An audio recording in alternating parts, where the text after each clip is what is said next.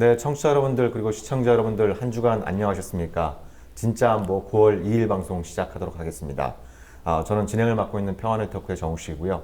오늘도 변함없이 김광진 전 의원님 그리고 김종대 현 의원님 함께 자리하고 계십니다. 네, 안녕하십니까. 반갑습니까? 예, 어떻게 한 주간 안녕하셨습니까? 요즘 안녕 못합니다. 예. 뒤숭숭해가지고 네, 예. 네. 뭐 피차 일반 아니겠습니까? 네. 뭐 저기 김광진 전 의원께서는 우리 추미애 지금 예. 현 당대표가 되셨는데 대변인으로 맹활약한 덕분에 아주 뭐 큰 성과를 이루셨어요. 예. 축하 말씀 드리고요. 뭐 여튼 선거는 이기면 좋은 거죠. 네. 또 표정이 별로 안 좋으세요? 본인 선거 아무튼 뭐 예. 예, 앞으로 뭐 더 좋은 아픈데 기회가 왜또 되고. 소금 뿌리고 예, 그래. 예, 예. 자, 뭐 우리가 그 지난주에 성주 현지에서 방송을 했습니다. 아주 뜨거운 열기. 사실 우리가 좀 걱정하지 않았습니까? 이른 아침이기도 하고, 그죠? 네. 또 날씨도 좀 뭐 비도 오고 그래서 과연 그 몇 분들이나 참석할까 이렇게 좀 걱정을 했는데 300석이 꽉 찼습니다. 네. 예, 그래서 거기에 오신 국민 여러분들도 놀라시고 그분들을 보면서 저희들도 좀 놀랬고 뭐 이런 어떤 분들도 있었던 것 같고 그리고 이제 나와서 이제 김광기 의원께서는 다른 일정에서 못 가셨습니다만 이제 김종대 의원님하고 제가 저기 이제 지금 제3의 후보지로 유력하게 거론되고 있는 롯데 골프장 네. 그 안에는 못 들어갔습니다만 대충 이제 좀 예. 뭐 지형은 다 파악했죠. 예. 예. 김천 분들도 만났고. 예, 그 바로 앞에 또 이제 바로 옆에 또 원불교 성지가 있어서 거기 관계자분들도 좀 만났었고, 그죠? 예, 그리고 그 김천 투쟁위원회 관계자분들도 예. 같이 점심 식사하면서 말씀 좀 나누고 이런 시간들을 가졌었는데, 뭐 지난 한 주 그 우리 방송을 포함해서 지난 한 주 흐름을 한번 좀 이렇게 우리가 주목할 것들 몇 가지 좀 정리를 해주시면 어떤 게들이 있을까요? 예, 일단 우리가 여의도에서 이 사드가 공론화되고 네. 검증되기를 기대했지 않습니까? 사드 네. 특위를 설치해서 이제는 지역이 아니라 이 문제를 국회에서 검증할 수 있는 이런 어떤 그 흐름이 일견 조성이 되는가 했는데 결국은 여야 합의에서 완전히 무산이 되고 네. 그 사이에 성주의 성산포대로 결정된 사드 포대가 제3후보지 검토가 시작이 됐습니다. 그렇죠. 그게 이제 그 방금 말씀하신 성주 그 CC 롯데가 운영하는 네. 골프장이 유력지로 떠오르면서 김천의 반대 투쟁위원회가 결성이 됐습니다. 네. 여기에 이제 김천시장과 군의회 부의장 또 김천의 어떤 시민단체들이 대거 지도부를 구성하면서 성주와 또 비교되지 않는 엄청난 규모로 반대 운동이 일어나기 시작했어요. 네. 그래서 급기야 어제죠 9월 1일 날 성주의 그 투쟁위원회 주요 인사들이 국방부 장관을 면담하면서 김천 투쟁위원회. 김천 투쟁위원회에서 국방부 장관을 면담하면서 반대 의사를 명확히 전달했습니다. 네. 예, 여기까지는 이제 대단히 어느 부지에 사드가 들어가는지를 갖고 굉장히 혼선과 여러 가지 어떤 그 정책의 난맥이 보여지는 상황이고, 네. 한 2, 3주 있으면은 국방부가 전격적으로 결정하게 되지 않을까. 네. 이러던 그 교착 상태라고 할 수 있습니다. 네네. 그래도 사드 관련한 주민들은 장관이 참 잘 만나줘요. 저 있어 보면 지난 4년간 장관 면담 막 이런 거 네네. 지역민들이 막 요청하는 것들이 엄청 많았거든요. 여기 그렇겠죠, 군공항 옆에 뭐 어떤 민원, 네. 강정마을 막 이런 것들. 근데 한 번도 안 만나주던데 네. 여기는 그냥 그래도 신청하면 다 잘 만나주는 것 네, 같아요. 네. 그 언론에서도 뭐 한민구 장관 지역 주민들과의 소통, 네. 행보 강화 뭐 이런 식으로 이렇게 이제 그 헤드라인들 뽑고 뭐 그런 부분들을 볼 수 있었는데 그러면은 지금 일단 두 군데로 압축이 되고 있다라고 우리가 좀 판단을 해도 괜찮은 건가요? 성산포대하고 사실상 두 군데로 압축이지만은 분위기상으로는 그 성산포대보다는 골프장 쪽에 좀 무게가 실린다고 볼 수 있어요. 네, 국방부가 적극적으로 제3후보지를 검토한다는 저 말 자체가 네, 무언가 옮길 의향이 있다는 뜻으로 비춰지거든요. 그렇죠. 그러니까 성주에서는 이제 그 군수를 포함해서 그 주요 공무원들이 제3후보지의 그 당위성을 주민들에게 홍보하고 있죠. 네, 그런가 하면은 김천은 이게 진짜 오는가 보다. 뭔가 이제 기정사실화 되는가 보다. 이렇게 하면서 급작스럽게 네, 투쟁위가 조직이 되고 네. 이게 비상사태로 받아들인 겁니다. 네, 그러다 보니까 여기에 절대 못 온다. 그러면 사실 되돌아가야 되거든요. 네. 현재 양상대로라면. 그러다 보면 국방부는 두 지역 성주에 김천에 우선 싸움을 붙이고 그러면서 이런 게 소지역 간의 어떤 지역 이기주의 갈등으로 몰아가게 되면 국방부는 시간을 두고 네. 그 결과대로 이제 유리한 대로 판단하겠다. 이렇게 하면서 사실상 꽃놀이패를 할 수도 있는 것이죠. 네. 네.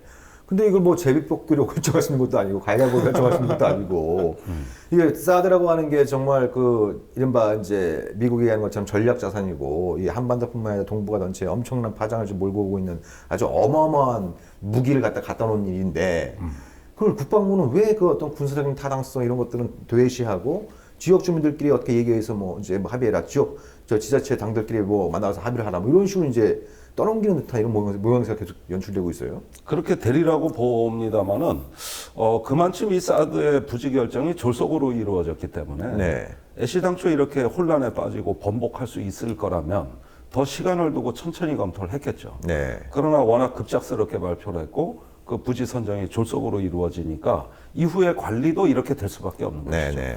또한 성주와 김천에서 이렇게 조직적이고 전 주민의 그 반발이 있을 줄 과연 예상했을까도 꿈에도 생각을 있는데요. 못했겠죠. 그래도 네. 그 동네 가면 그냥 네, 자연스럽게 네. 마무리될 거다 이랬겠죠. 그러니까 이 사드 부지 결정 과정이 대단히 좀 졸속으로 이루어지다 보니까 예, 이게 정말 이게 군사적인 타당성이 있는지 이것 논의 자체는 이제 좀 완전히 지금 도외시되고 있는 상황이고 예. 예, 이게 지역 그 간의 갈등으로 좀 막 몰아가는 이런 어떤 움직임들이 많이 보이는데 그럼 이제 여기서 이제 중요한 게 이 어떤 뭐 이제 그 지난 8월 27일 날 더불어민주당에서 당대표 선거도 있었고 그 당대표 선거 이후 또 이제 정기국회가 이제 시작되고 있으니까 이걸 좀 국회로 가져와서 이걸 좀 실질적으로 검증도 하고 공론화하는 이런 과정들을 많은 국민들이 기대를 했단 말이죠. 어떻게 좀 민주당 당대표 선거 이후에 당내 분위기 좀 어떻습니까? 좀 전반적으로 야권 분위기도 좀 짚어주시면 좋을 것 같아요. 일단 느낌은 어떠세요? 저는 추미애 대표가 이제 중론을 모아서 사드에 대한 당론을 추후에 결정하겠다. 네. 이렇게 유보됐을 때는 벌써 이게 쉽지 않구나. 네. 이런 느낌을 가졌어요. 네. 그러니까 의원들이 또 한 30명 되는 것 같은데 그저께죠. 성명을 냈죠. 당론 채택하라고. 네. 그 이야기는 뭐냐 하면은 당 지도부가 지금 결심할 수 없는 상황이기 때문에 나서자 이렇게 된 거 아니겠어요? 네. 저는 그렇게 보면 쉽지 않을 거라고 봅니다. 지금 민주당이 저는 저번에도 왜 우리가 그 당 대표 선거 이후에 이제 사드로 진영을 정비해서 네. 뭔가 좀 힘있게 싸우지 않겠느냐 하는 기대가 있을 때도 그렇게 빨리 한꺼번에 되겠냐 이런 회의론을 조심스럽게 내놓은 적이 있습니다. 그랬었죠. 예, 네. 그런데 지금 역시 저렇게 머뭇거린다는 뜻은 뭐냐면은 당분간 결정하기 어렵다는 뜻으로 들려져요. 네. 그러니까 이제 근데 이제 그 상황들이 사실은 저도 뭐 당선자 옆에 있긴 있었습니다만은 지금 현재 의총에 들어가거나 뭐 최고위 회의에 들어가거나 하는 이제 입장은 아니기 때문에 당선 이후의 상황에 대해서는 정확하게 예, 알지는 예. 못하죠. 그냥 공유하는 내용들로만 이제 전해 듣는 것인데 대표 개인의 의지는 확고해요. 네. 사실은 후보 시절부터도 이제 제가 그것과 관련한 입장들이 이제 명확한 사람이니까 계속 그 내용들을 주고받고 어떻게 하실 거냐, 네. 인터뷰나 뭐 이런 거 입장을 어떻게 갈 거냐 이제 그걸 조율했던 사람이니까 네. 네. 본인의 입장은 이제 확고한데 네. 막상 이번에 이제 당선되고 보니까 사실 어째도 당선되고 나면 당직 인선도 마음대로 못하고 탕평 인사해야 되고 뭐하고 하는 거 있지 않습니까? 네. 근데 그런 상황들이 관리자가 되는 거죠. 예, 어느 정도는 이제 존재하는 거고. 근데 현재 원래 원내대표 산하에 사드 특위를 있었던 것을 지금 당대표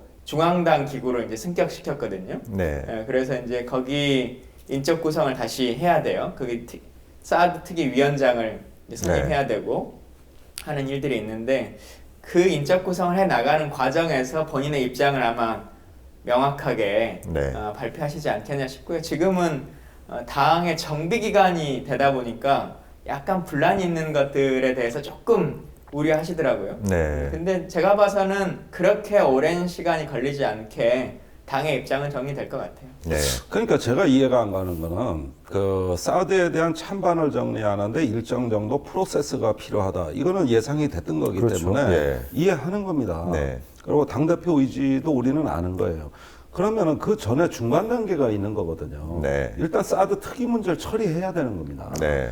이거는 원래 우상호 대표가 사드 특위를 만들자는 걸 야권 합의를 이끌어낼 때도 찬반의 전제 없이 특위 먼저 만들자고 했던 거거든요. 네. 거기서 지지고 볶으면서 당의 힘을 나중에 실어도 되는 거거든요. 네. 그러니까 이런 프로세스가 다 있고 또 국회 비준동의안도 지금 왜 말이 없냐 이거죠. 네. 이게 비준동의라는 것도 찬반에 대한 논의가 아니라 절차에 관한 논의 아닙니까? 네. 그러니까 이번에 정기국회가 어제 개원을 했기 때문에 시급한 거거든요. 그리고 이거는 정기국회 때까지 끌고 가겠다고 원래 했던 거고요. 네. 그렇다면 저기 당내에서 이렇게 찬반이라는 정치적인 포지셔닝을 결정하는 데 따르는 부담보다도 절차적인 어떤 그 투명성과 우리 야당의 어떤 역할을 할 수 있는 공간을 확보함으로써 여기에서 일단 힘을 비축할 수 있는 좋은 방법들이 있는데 네. 왜 이런 부분들이 논의가 되지가 않고 그냥 이제 찬반만 결정하는 그러다 나중에 설령 반대 입장 결정했는데 아무것도 바뀌는 게 없으면 어떡합니까? 네. 중요한 건 수단이 있는 거거든요. 그러니까 결국은 제가 보기에는 기존에 해왔던 흐름 중에서 우리가 편승할 수 있는 이런 흐름들을 강화해 나가면서 찬반 논의는 거기에 따라서 하면 될 거 아닙니까? 네. 이런 방법들을 좀 고려했으면 하는 것이죠. 근데 사실 이런 게 야권이 좀 지금 보면 취약한 점들이에요. 네. 뭔가 좀 정치적인 부담이 따르는 문제를 해결해 나갈 수 있는 이런 공동의 지금 프로세스가 나와 있질 않는 겁니다. 네. 그러니까 말만 하고 손은 안 되는 거예요. 네. 그게 이 문제를 어렵게 끌고 가는 원인이라고 저는 생각합니다. 네. 그러니까 그 말씀하신 것처럼 뭐 당의 입장이라는 게 꼭 찬성 반대만 있는 게 아니지 않습니까? 그러니까 이제 국민들이 납득할 수 있는 수준의 어떤 과정을 밟아가는 거. 네. 그리고 국민의 대의기구로서 대표기구로서 국회의 역할과 권한이라고 하는 부분이 있는 것이고. 근데 그 국회 역할이라고 하는 것이 결국 국회의원들이 하는 거지 않습니까? 네. 그러면 그 국회의원들도 기본적인 당론의 기조가 서야 네. 얘기를 하는 것인데 예를 들면 정의당 같은 경우는 이미 당의 기조라고 하는 것이 명확한 거지 않습니까? 네. 그 특위가 누가 배정돼서 가든지 간에 확고한 입장이라고 하는 것을 예를 들면 말로는 찬성과 반대를 터놓고 얘기하자라고 하지만 반대를 찬성을 기조로 써서 얘기하실 수 있겠어요? 그게 아닌 거잖아요, 현실적으로. 네. 그러니까 근데 지금 우리 당의 국방위원들도 비롯해서 뭐 아니면 외통위 위원들이나 이렇게 특위로 가셔야 수 있을 만한 분들도 네. 아직 스스로에 대한 당의 입장들이 정리가 안 된 상태거든요. 그래서 네.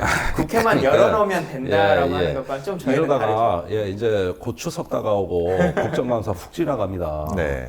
그거 이제부터는 시간이 정신없이 가요. 네. 네. 그러다 보면 제가 마음이 급해서가 아니라 이 얘기는 7월에 정부가 발표한 이후로 물경 지금 한 달간 가까이 다 해왔던 그렇죠. 얘기거든요. 예, 예. 그리고 다 보고 있었던 얘기 아닙니까? 그리고 지역에 지금 또 김천에 비상사태가 있는 거는 네. 가장 투쟁이의 김천시장이나 이런 데 요구사항은 뭐냐 하면은 일단 검증해 달라는 거거든요. 네. 이게 지역에서의 어떤 성주와 김천의 공통점입니다. 우리 그 지역인들 정치적인 입장 내는데 부담이 없겠습니까? 당연히 오랫동안 해왔던 그 네, 지역 네. 정서가 있고 색깔이 있을 거예요. 그럴 때 사람들이 주로 주장하는 게 검증이거든요. 네. 투명성 확보거든요. 네. 그리고 왜 이렇게 우리가 십자가를 져야 되는지 그 진실에 대한 갈증이 가장 원초적인 겁니다, 원래는. 네네. 이런 문제를 풀어가면서 찬반 논의를 국민들이 합리적으로 결정할 수 있게 정치가 길을 열어주는 거거든요. 네. 그리고 이 과정 속에서 저는 반대로 기울어진다고 봅니다. 네. 왜 그러냐? 이 사드 배치에 대한 결정이 졸속이었다는 것과 그 군사적인 효용이 불확실하고 이게 들어와도 궁극적인 해결책이 아닐 뿐더러 네. 우리 안보는 여전히 불안하다는 네네. 사실이 계속 드러나주는 거거든요. 그렇죠. 그러면 네. 저는 구태여 우리가 반대를 얘기 안 해도 많은 국민들이 현명하게 판단하실 거라고 믿자는 거예요. 네.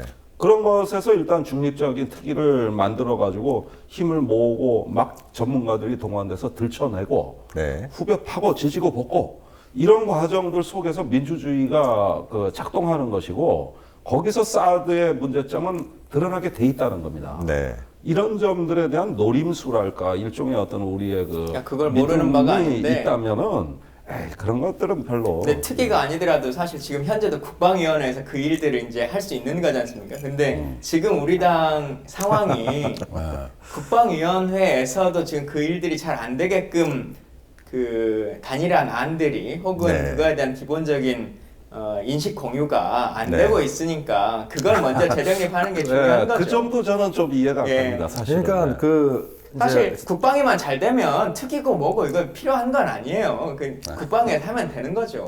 아니 그러니까 국방위 소속 그 이제 민주당 의원들이 좀 뭐 의원들마다 입장도 좀 차이가 있고 대개 경우 이제 전문성도 뭐 이제 당초 기대했던 만큼 전문성을 갖춘 분들이 들어간 것도 아니고 그냥 울며 겨자 먹기식으로 떠밀듯이 들어간 분들이 많으니까 초기에는 그런 부분들을 뭐 우리가 이해를 할 수 있겠습니다만 지금 뭐 길게 보면 3년 지금 뭐 발표 이후로도 2달 가까이 지나고 있는데 그 전반적으로 외부에서 느끼기엔 좀 진전된 발전된 입장이라는 게 잘 안 보인다 일단. 예 그리고 어찌되었든 뭐 그러면서 당 대표 선거 전에는 그래도 당 대표 새로운 당 대표가 뽑히면 그럼 당내 논의도 활성화하고 이 문제에 대해서 잘 대처하겠다라고 하는 이런 얘기들이 선거 전에 있었는데 당 대표 선거 끝나고 나니까 좀 더 시간을 달라.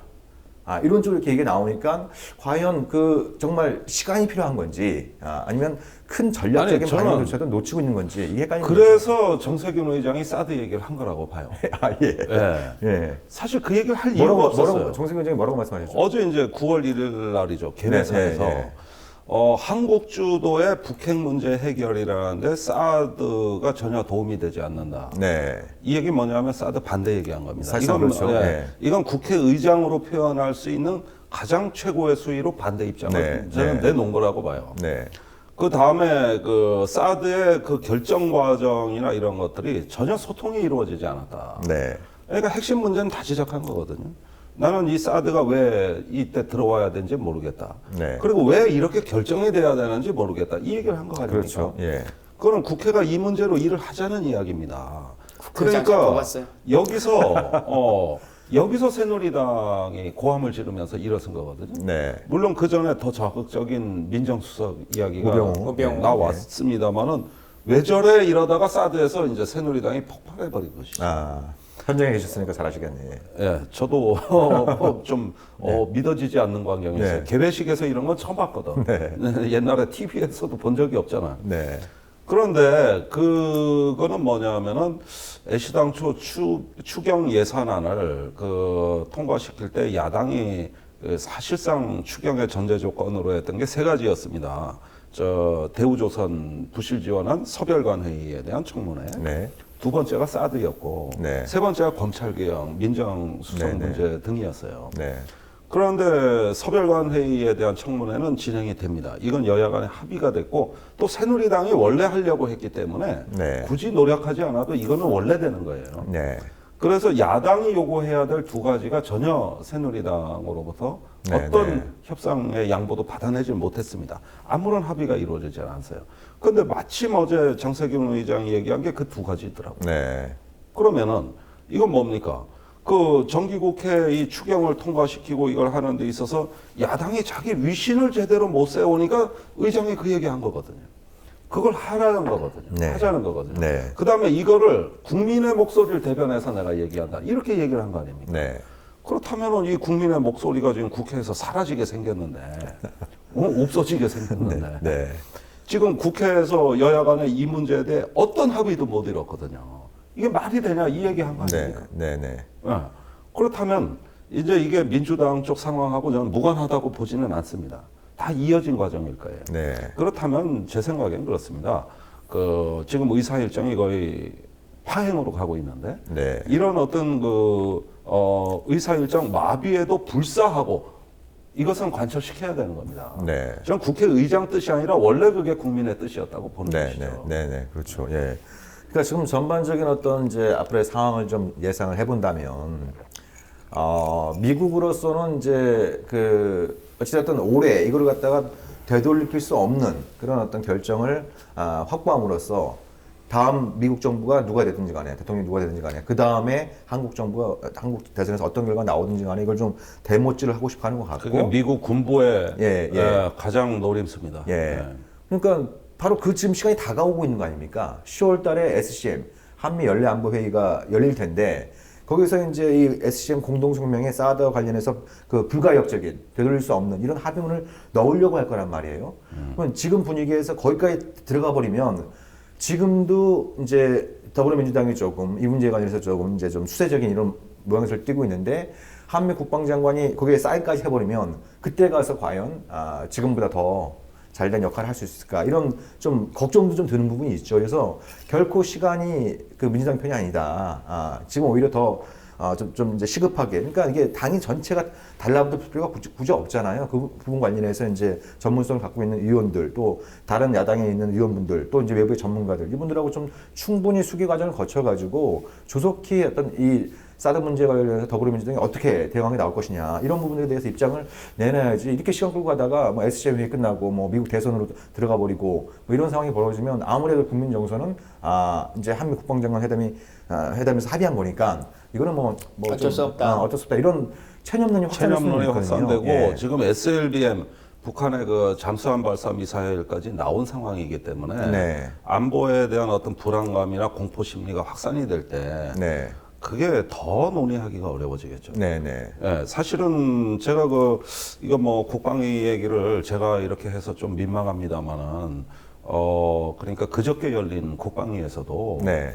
이 SLBM 문제라든가 사드 또 북한의 어떤 노동무수단 미사일 위협 이런 것들이 막 섞여서 얘기가 되니까 네. 의원들이 제대로 구분을 못 하더라고. 네. 심지어 어떤 경우에는 노동무수단 미사일은 사드로 방어하고 네. SLBM 새로운 위협은 네. SM3로 방어하고 이니셜이- 이렇게 역할 이니셜이 분담을 비슷하다. 한 것으로 예. 이해하는 경우도 예, 있고요. 예. 그다음에 핵잠수함 문제도 마찬가지입니다. 이거는 지금 민주당 의원들의 그 국방위원들의 상당수가 동조를 했어요. 네.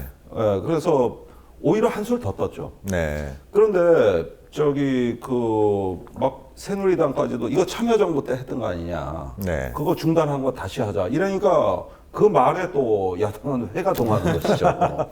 그런데 노무현 대통령 때 핵잠수함을 중단한 이유가 있거든요. 네. 그거를 자주국방 추진 계획에 제일 첫 번에 네. 들어갔던 그 중요한 자주국방 계획의 핵심 사업이었어요. 예. 핵잠수함이. 네. 그런데 해본이 안 되는 이유가 있는 거거든요. 네. 네.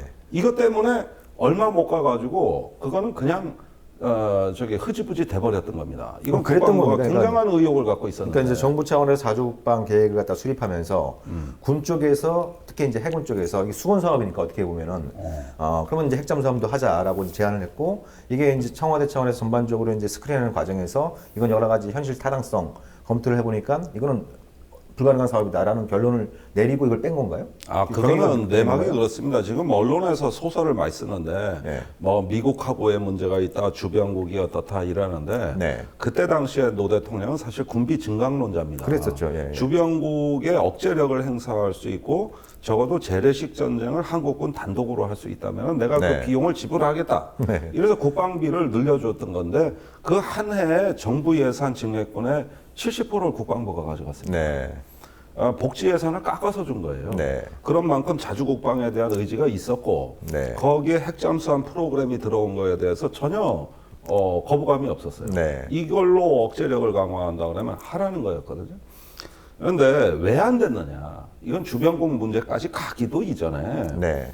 우선 좀 알려진 거하고 다른 건 뭐냐면은 그렇게 초소형 미니 원자로를 만드는 게 생각처럼 쉽지가 않아요. 네. 네. 이 잠수함의 원자로란 건 뭡니까? 이게 지금 3,000톤급, 4,000톤급 잠수함의 원자로를 넣자는 거 아니에요? 그렇죠. 그걸 연료로 삼아서 가는 원자력 잠수함인데 네. 이렇게 소형화된 원자로를 우리가 과연 제작한 경험이 있느냐는 거예요.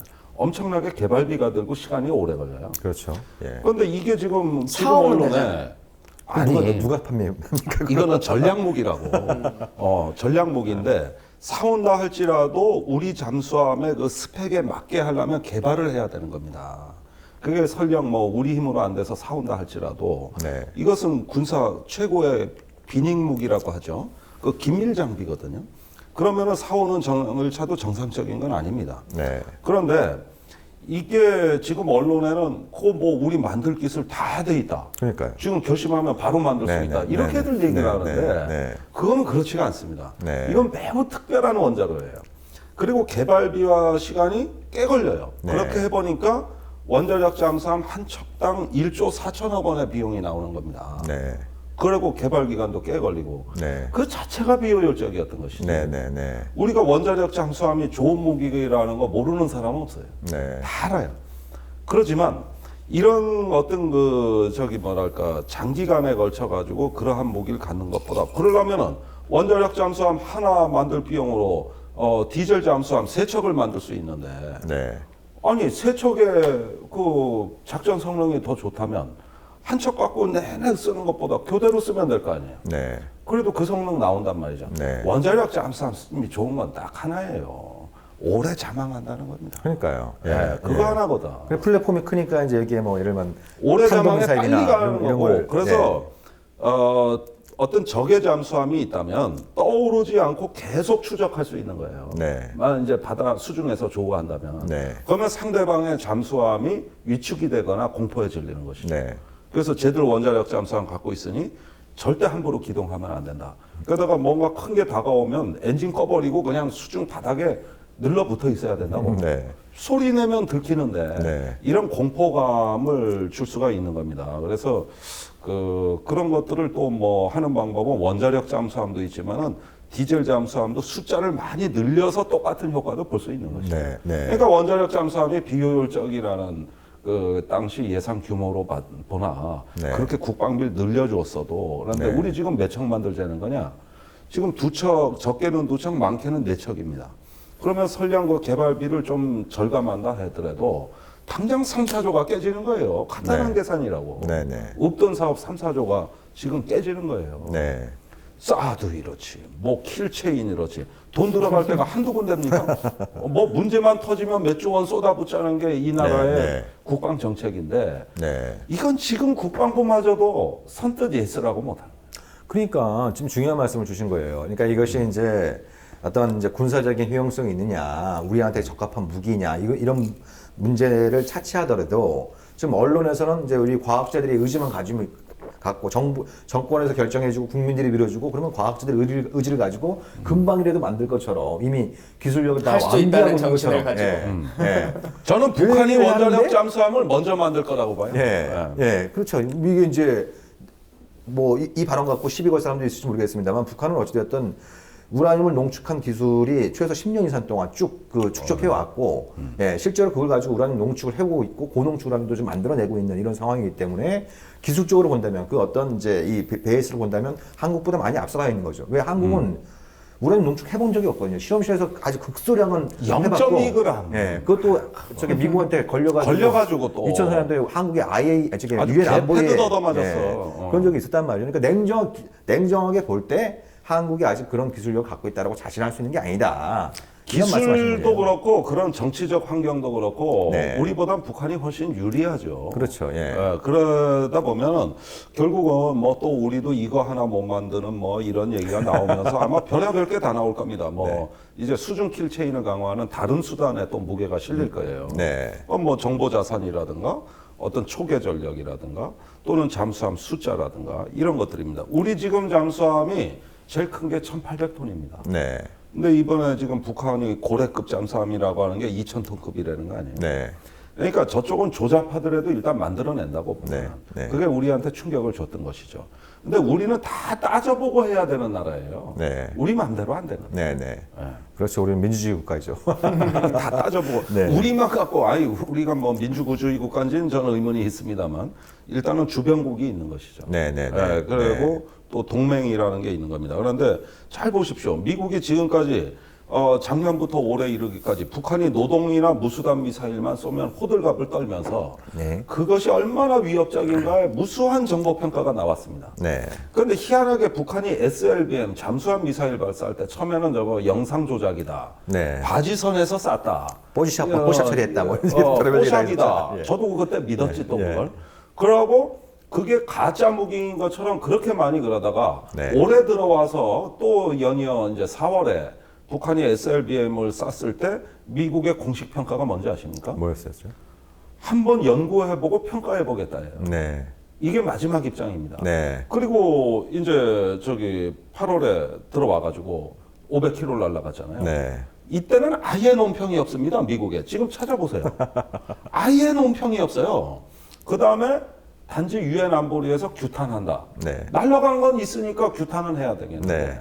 아직까지 저게 뭐라는 게 미국 내에서 단 한 개의 논평도 나오지 않고 있어요. 네. 정보 평가가 안 나오고 있습니다. 네. 이야기는 뭘 말하는 거냐? 노동부 수단에 대한 위협을 강조하면 사드 배치하는 정당성을 부여받을 수 있지만 네. SLBM 위협을 강조해가지고는 사드 배치의 정당성을 부여할 수가 없어요. 아 근데 그거는 조선일보는 뭐 그것도 막을 수 있다 그래도. 네, 조선일보는 그랬잖아요. 왜 작년에 북한이 SLBM 수중 그 사출 시험했을 때는 예? 이제 사드도 무용지물이다 막 그렇게 얘기를 했다가 이번에 북한이 SLBM 또 발사 성공하니까 이번에는 SLBM 말 건 사드밖에 없다. 사설에서 같은 사설에서 그렇게 얘기하면서 근데 자기들이 그렇게 얘기하고 좀 민망했나 봐요. 그래서 동서남북 사드를 갖춰야 된다. 네 방향이다. 사드를 갖춰야 된다. 이렇게 벌써 사설 추가 쓰더라고요. 배치 얘기는 네. 미국에서도 나오고 있는 거 아닙니까? 네. 그러니까 모든 걸 사드로만 연결시키려고 하다 보니까 네. 어떨 때는 같은 위협이라도 저거는 좀 평가적하고 저거는 부풀리는 정보의 정치화 현상이 네. 올해 들어와서 아주 노골적으로 진행되고 있습니다. 네네. 모든 게 사드에만 맞춰져 있어요. 네. 그게 사드가 제한적인 효용밖에 없다는 걸 다 알매도 불구하고 이걸 만능 무기로 만들기 위해서 네. 사드에만 이걸 집중하다 보니 SLBM에 침묵해버린 겁니다. 미국은 네. 그렇고 네. 조선일보는 억지 논리를 쓴 거지. 그렇죠. 예, 네. 억지 논리를. 이런 게 군사적인 합리성이 있는 얘기입니까? 네. 이건 아주 편향되고 그 편파적인 합리성이 결여된 군사 정책들이거든요. 네. 예. 그러니까 지금 미국에서 뭐 논평이 안 나왔다고 말씀하셨습니다만 보니까 이제 북한이 SLBM 발사 성공한 다음에 이게 마치 이제 이 한반도 더 나아가 동북아의 게임 체인저가 되는 것처럼 지금까지 이제 어떤 이 군사력 이 균형 상태를 일거에 북한이 유리하게 가져갈 수 있는 것처럼 막 언론에서 호들갑 떠고 막 그러지 않습니까? 근데 보면 그 얘기한 사람이 딱 한국의 보수 언론하고 그다음에 북한의 김정은입니다. 김정은도 이걸 갖게 됨으로써 예, 이러면 이렇게 됨으로써 미국의 핵 유유 시대는 종말을 구했다. 끝났다. 예, 예. 이제 미국의 핵기업은 자기들의 핵 억지로 억누르겠다. 예. 그래서 게임 체인저라고 하는 영어 표현만 안 썼을 뿐이지 똑같은 화법을 갖다가 김정은하고 이 조선일보를 비롯한 한국의 보수 언론이 지금 하고 있는 상황인데 여기서 좀 이제 좀 따져봐야 될 게 이게 정말 우리가 게임 체인저로 볼 수 있는 거냐? 북한이 SLBM을 지금 이제 굉장히 빠른 속도 내 일반적인 예상보다 굉장히 빠른 속도로 개발을 하고 있는 건 분명한 것 같아요. 그것도 이제 전력화도 1년이다, 2년이다 뭐 이렇게 얘기들이 나오고 있는데 설사 이게 전력화가 된다 그래서 이게 정말 게임 체인저라고 하는 거창한 이름을 부여할 정도로 이게 엄청난 일이냐 이런 것도 좀 따져볼 필요가 있을 것 같아요. 그러니까 그거는 어떤 선언적 전력화라고 하는 건데 네. 선언적으로 무기화가 됐다는 거는 1 내지 3년 안에 달성 가능하다고 보는 겁니다. 네. 일단은 실물 자체는 존재하기 때문입니다. 네. 그러나 선언적인 의미가 아니라 이게 실질적인 군사 무기가 되기 위해서는 몇 가지 조건이 필요한데 네. 우선 신형 잠수함이 필요합니다. 적어도 3,000톤급은 돼야 네. 돼요. 네. 한 발 쏘기 위해 개발한 무기 아니에요. 그렇죠. 세 발은 탑재를 해야 된다고. 네. 그러면 그 스페이스를 갖고 하는데 3,000톤급 잠수함은 필요하다는 건데 이게 언제 건조가? 그러니까 네, 지금 네. 북한의 잠수함의 후속함이 언제 나오냐? 네. 그 다음에 그 나온 잠수함이 원해 작전이 가능하냐? 이게 또 중요한 네. 포인트인데 이런 1,000km, 2,000km 나가는 잠수함 발사 미사일을 상대방의 연안에 와서 발사할 리는 없는 겁니다. 네. 그러니까 우리 잠수함 대잠 작전은 연안 방어 위주로 돼 있어요. 근데 이건 원해로 나가서 공해상에서 해야 되는 거고 거기에 대해서는 우리가 특별한 대책이 없습니다. 그건 네. 원자력 잠수함이 들어와도 안 되는 거예요, 네. 당분간. 네.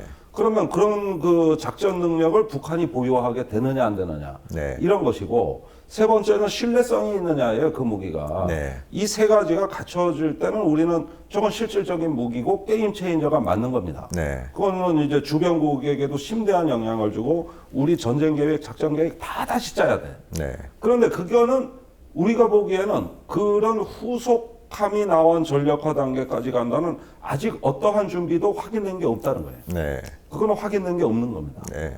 그렇다면 이 한 가지는 기술적 가능성으로 인한 우리 충격이지 이것이 무기화된 단계로의 실질적 충격이냐? 전 그건 아니라고 봐요. 네. 그것까지는 따져볼 여지가 많은 것이죠. 그렇죠. 예.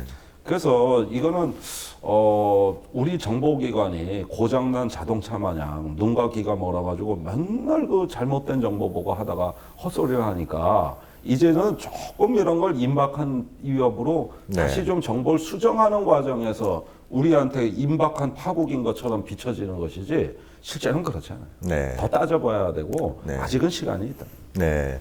아니, 그러니까 제가 그 말씀을 드린 이유 중에 하나는 보통 이제 우리가 뭐 그 미국의 해구산을 비롯한 세계 최강의 미국과 동맹 관계를 갖고 있는데 북한에서 뭐 하나만 쏘거나 뭐 하나 터트리면 꼭 그걸 남북 관계로만 봐요.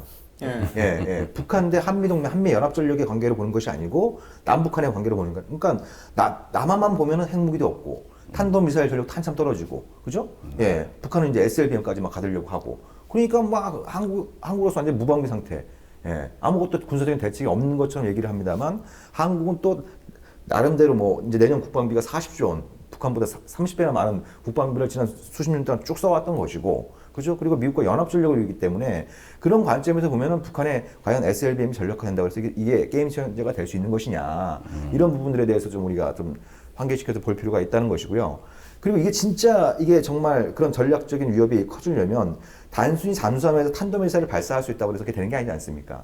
거기에 뭘 다느냐가 중요한 거거든요.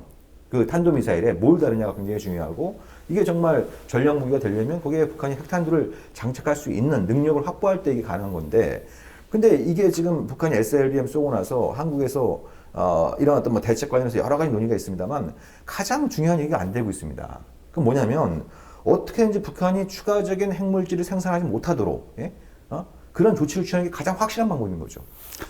지금 북한이, 예, 그러니까 지금 북한이 한 50kg, 고농축 우라늄까지 합치면 한 60kg 정도, 60kg 정도의 핵분열 물질을 갖고 있단 말이죠. 그걸 무기로 환산하면 한 15개 안팎 정도 되는 거란 말입니다.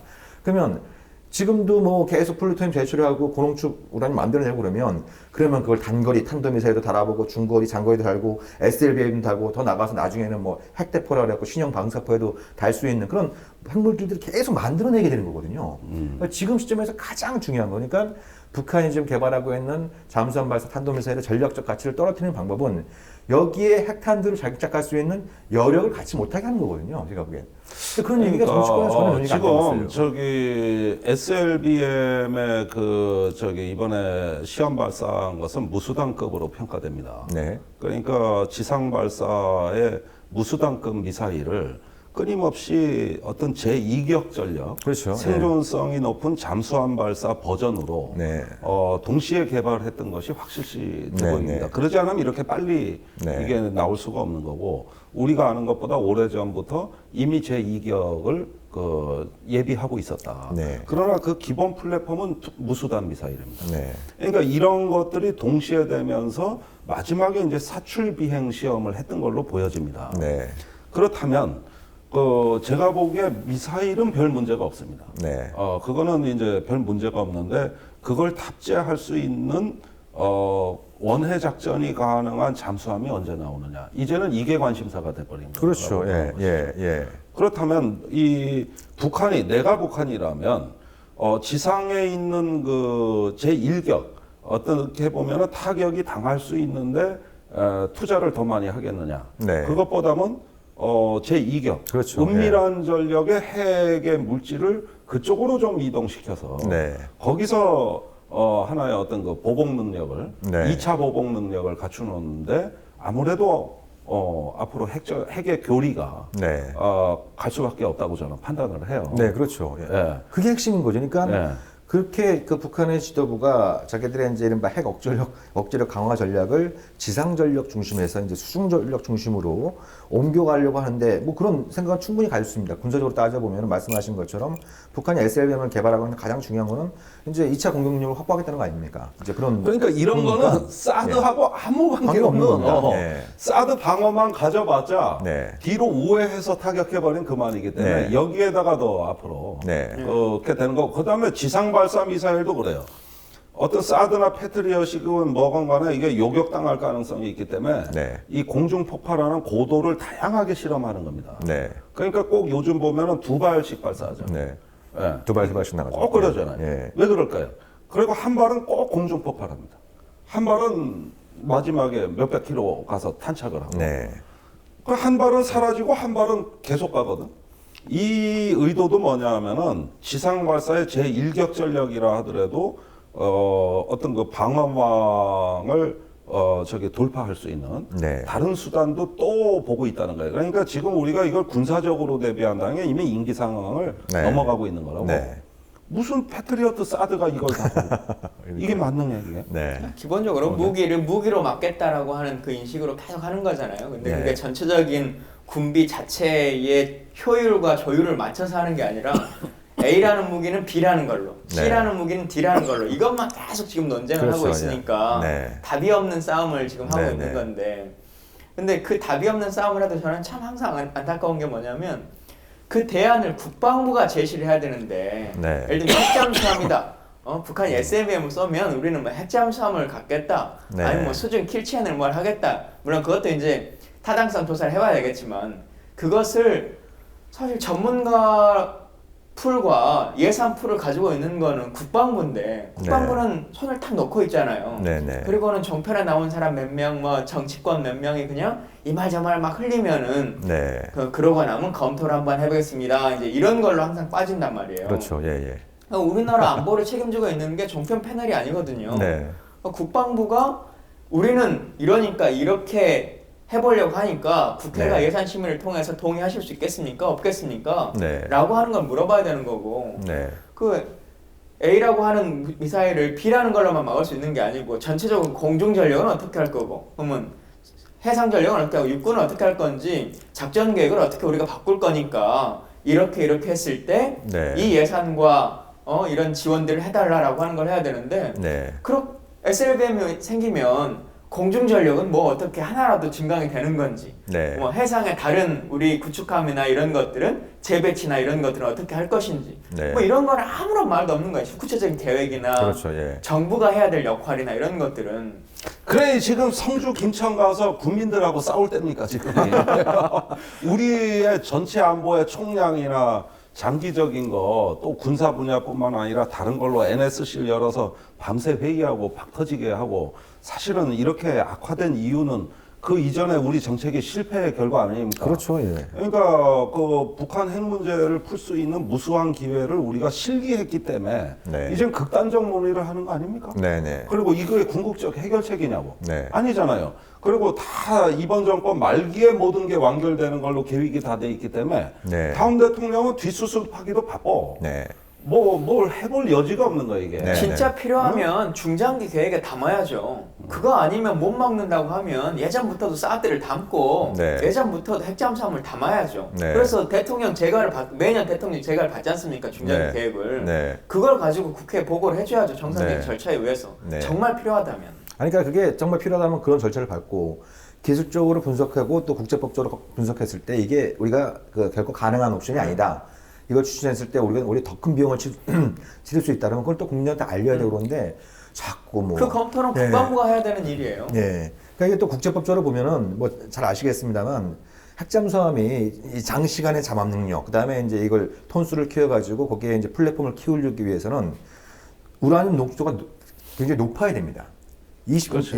우라늄 농도가 높아야 잠합 능력과 이제 선체를 크게 만들 수 있는 이런 어떤 부분이기 때문에. 근데 기사에 보면 저는 뭐 예. 그게 전문가가 아니니까 기사에 보면 그 정도에 사용할 수 있는 우라늄은 상용으로 판매를 하니까 구입해 오면 된다. 뭐 이렇게. 20% 수준이라고 네. 원전력 발전소의 연료예요. 그걸 얘기하는 건데 그 경우에도 IAEA 사찰을 받아야 돼요. 네, 그 사찰을 그러니까, 받아야 되고. 다 공개해야 예. 됩니다. 그거. 그러니까 20% 미만에, 그러니까 그 국제법적인 기준이 저농축과 고농축을 나누는 기준이 20%입니다. 20%. 그래서 20% 이상으로 농축을 할 경우엔 안전조치협정을 위반하게 되는 겁니다. 그러면 한국이 이제 유엔 안보리라는 데 회부될 수 있는 거거든요. 그럼 20% 미만의 그 고농축 우라늄 농축도를 가지고 핵잠수함을 가동을 하게 되면 이거는 디젤급하고 큰 차이가 줄어들게 됩니다. 이 차이가. 그렇지. 성능이 떨어지는 디젤급하고 것이죠. 차이 격차를 높여가지고 이게 군사적인 어떤 그 우월성을 갖기 위해선 농축도를 80% 90%까지 가져가야 되거든요. 그래서 핵잠수함 국가들은 대부분 다 그렇게 운영을 하고 있습니다. 그러니까 5대 핵보유국들이 다 대부분 다 그렇게 운영하고 있고 인도 같은 경우에는 아예 NPT 회원국이 아니니까 그러니까 그 국제법 자기 마음대로 무시하고 하는 거죠. 국제법 무시하고 가는데 만약에 한국이 진짜 군사적인 효용성이 있는 핵잠수함을 만들겠다.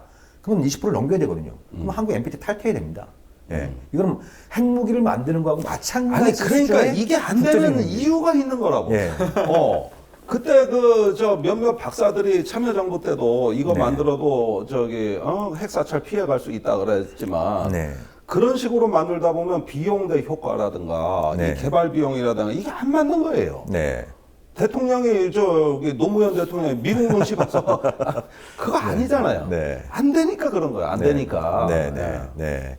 그러니까 이게 참 무슨 일만 터지면 우리도 한국도 핵무장 해야 된다. 이제 뭐 북한이 SLBM 되니까 핵잠수함 한국도 만들어야 된다. 뭐 이런 식이 나오는데 너무 이렇게 즉흥적이고 이게 정말 제대로 된 어떤 타당성, 현실 가능성을 따져보지 않고 이렇게 막 중구난방식으로 막 나오고 있는 이런 부분들이 1차적으로 말씀하신 것처럼 국방부가 기본적으로 그런 안들을 내놔야 되는데 그러지 않고 뭔가 언론에서 전문가들이 막 떠들면 그거에 대해서 방어하기 급급하고 대통령은 최고 국군 통수권자는 툭하면 국민들한테 대안 내느라고 막 허통치고 있고 네. 이런 아주 굉장히 이제 피곤한 이런 그 상황들이 좀 지속되고 있는 것 같아요. 네. 예, 예. 그러면은 이제 우리가 그리고 이제 또 해외 가셨어. 예. 그러니까 지금 이 박근혜 대통령이 앞으로 일주일 동안 푸시오를 다 만나게 됩니다. 푸시오. 그래서 이게 지금 사드 문제를 둘러싼 이 동북아 문제를 잘 푸시면 좋을 텐 같은데 내일 블라디미르 푸틴 러시아 대통령 만나죠. 그죠? 그다음에 G20 정상회담 기간 동안 시진핑 시진핑. 중국 국가주석 만나고 그다음에 오바마 대통령 만납니다. 이니셜 따보니까 푸시오예요, 푸시오. 아베는 안 만납니까? 네? 아베는 안 만나요. 그건 모르겠어요. 예. 그러니까 지금 이제 이 사드 문제 또 북핵 문제 관련해서 핵심적인 빅3를 다 만나는 거죠, 빅3를. 그 중에 마음 편히 네. 만날 사람 하나도 없구만. 그러니까 이제 중국이 딱 동선을 그렇게 짜고 있는 거 아닙니까? 중국하고 이제 푸틴도 마찬가지입니다만 먼저 오바마를 만납니다. 시진핑도 그렇고 푸틴도 그렇고 먼저 오바마를 만나서 아마 최종 담판을 지으려고 하겠죠. 너희들이 사드 계속 밀어붙일 거냐? 밀어붙이면 중국과 러시아는 우리 손을 잡고 대응하겠다. 그걸 감수하면서까지 밀어붙일 거냐? 아니면 이걸 재고를 해서 좀 다른 관계를 새로운 관계를 모색할 거냐? 뭐 이런 식으로 이제 담판을 줄 거고 뭔가 오바마에서 좀 그거 사드 문제 관련해서 톤다운이 되고 그러면 그걸 근거로 해서 이제 박근혜 대통령도 설득을 하고 압박을 가하려고 하겠죠. 예. 그러니까 박근혜 대통령 제일 후순위로 지금 놓여 있는 이런 부분들도 보니까 중국 정부가 잔머리를 많이 굴렸구나 이런 느낌도 좀 들은 부분이 있는 것 같습니다. 네, 네. 자 이제 우리가 방송을 좀 마무리해야 될 것 같은데요. 그러면 이제 마무리 삼아서 우리가 이제 북한의 SLBM을 포함한 이 최근 상황 관련해서 우리가 좀 어떻게 대응을 했으면 좋을지 이런 부분들에 대해서 좀 한마디씩 해주시고 마무리하도록 하죠. 먼저 하세요. 예. 일단은 뭐 우리의 역할도 중요하겠지만 사실은 국민들이 안보를 책임져야 되는 것이 아니고 저는 네. 항상 정부가 그리고 국가가 책임져야 된다고 생각합니다. 네. 그것에 대해서 더 많은 국민들이 대안을 대통령이 국민 보고 내놓으라고 하지 말고 네. 당신들에게 맡겨놓고 우리가 두 달 뽑고 살려고 세금 내는 건데 네. 당신들이 대안을 제대로 내고 이렇게 불안하게 만들지 말아라 라고 하는 외침을 네. 해야 됩니다. 그리고 네. 지금 성주 주민분들 그리고 또 이제 계속 지역의 갈등들이 이제 분란을 만들어낼 텐데 네. 그런 것에 흔들리지 마시고 지금 해오셨던 것들처럼 잘 견뎌주시면 좋겠고 또 항상 함께하고 있는 많은 분들이 더 많이 연대하고 더 자주 네. 찾아가고 해서 그분들을 고립에서 좀 벗어날 수 있게끔 할 수 있는 일들을 실제로 많은 국민들도 하고 진짜 안보에서도 또 같이 더 자주 했으면 좋겠습니다. 네, 고맙습니다. 네, 김종대 의원께서도 한 말씀. 예, 이제 여기서 명확한 교훈이 나오는데 이렇게 창과 방패 어떤 군비 경쟁으로 이게 관리가 안 된다. 네. 또 우리가 통제하고 관리할 수 있는 수준의 문제를 이미 넘어섰다. 네, 이건 우리가 북핵 문제를 평화적으로 해결할 수 있는 기회를 놓친 자업자득입니다. 네, 그런 만큼 이제는 이런 어떤 군사적인 대책에 매달리듯이 네. 그리고 그거 아니면 다른 대책 내놔봐라. 네, 이런 식의 어떤 양상으로 가면서 곧 북한 체제 붕괴를 예견하는 이 나라의 국군 통수권자가 지금 매우 극단적인 사고 방식에서 네. 다른 대안을 발견할 수 있는 사고 체계가 아니다. 네, 그런 만큼 너무 일을 벌리지 말고 이제 차분해질 때가 됐습니다. 이제는 이 문제를 아무리 군사적인 대안을 만든다 할지라도 그것의 효과는 불과 1, 2년. 그러면 북한은 다른 수단으로 그냥 그렇죠. 돌파해버린 것만인. 네. 이런 악순환에서 우리가 그런 어떤 딜레마적인 상황에 갇혀 있고 노예가 될 상황입니다. 네, 이 자체에서 탈피하지 않으면 안 돼요. 네, 네. 여기서부터 탈피할 수 있는 해법이 아니면은 이제는 한국이 우리나라가 내년에 이제 경제와 안보가 다 어려워질 것 같은데 네. 매우 심각한 상황에 처할 수도 있다는 위기 의식을 가지고 네. 지금 이런 어떤 극단적 상황을 이제는 관리하고 교착 상태를 풀어갈 수 있는 네. 다른 대안으로 가져야 된다. 네. 그게 혹시 제3지대론이 아닐까 저는 그렇게 생각합니다. 네네. 뭐 사드에 대한 뭐 여러 가지 뭐 얘기들이 많이 있습니다만 뭐 저는 그런 지난번에 이제 성주 그 촛불 집회에 가서 짧게 강연 말씀드리면서 그 못 안 쏘리라는 표현을 썼습니다. 북한한테 못 쏘게 하면 된다. 한미 동맹이 강하냐, 북한이 강하냐. 그건 뭐 비교하는 것 자체가 우습지 않습니까? 북한이 핵미사일을 못 쏘는 이유는 아주 가장 기본적인 이유는 자기들이 쏘는 순간 북한은 죽게 되니까 뭐 이 지구상에 사라지게 되는 그런 어떤 연합 전력이 한미 동맹이 갖고 있기 때문에 북한이 느닷없이 쏠 일이 없으니까 이제 그 부분에 대해서 이제 못 쏘게 하는 게 일단 중요한 거고 안 쏘게 하는 건 관계 개선인 거죠. 예, 관계 개선을 통해서 북한이 그런 어떤 이제 유혹에 넘어가지 않도록 우리가 이제 관리하는 관계 개선을 통해서 하는 부분도 중요할 것 같고 가장 확실한 방법은 쏠 게 없게 만드는 거 아니겠습니까? 그러니까 일단 아까 말씀드린 것처럼 협상을 통해서 핵 동결부터 일어나가야 되고 점차적으로 그걸 줄여나가면서 궁극적으로 비핵화를 달성할 수 있는 이런 협상 전략, 외교의 비전을 만들지 않는 한 두 분이 말씀하신 것처럼 끊임없는 이 군비 경쟁에서 고달파지는 사람들은 한반도의 주민들이고 그리고 한반도의 남북관계의 이런 어떤 특성을 볼 때 그 군비 경쟁에서 우리가 더 큰 피해를 볼 수밖에 없다라고 하는 이런 어떤 냉정한 현실 속에서 우리가 좀 대안도 좀 공론화되었으면 하는 이런 바람입니다. 자, 원래 이제 저희 진짜 안보가 1, 2부로 나눠서 방송을 해왔는데요. 오늘은 그 세월호 이제 청문회 생방송 관계로 1, 2부 통합해서 좀 짧고 굵게 압축적으로 진행했다는 걸 좀 양해 말씀드리도록 하고요. 저희 진짜 한번 오늘 방송 이것을 마치고 다음 네. 주에 다시 찾아뵙도록 하겠습니다. 예, 감사합니다. 네, 고맙습니다. 감사합니다.